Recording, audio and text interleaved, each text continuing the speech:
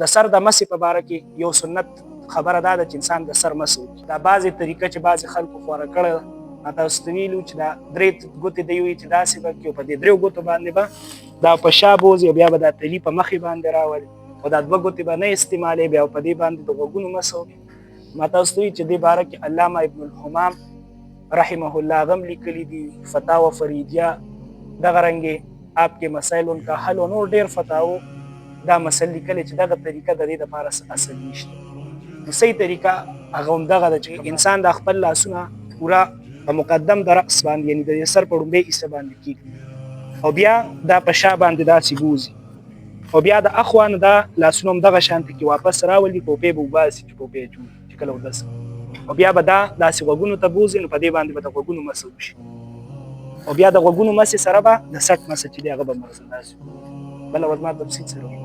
دغې طریقې سره د سر مسح او بل د غوږونو مسح او بل ورسره ما تاسو ته ووایي چې د سټ مسح. نو دا سنت اعمال دي په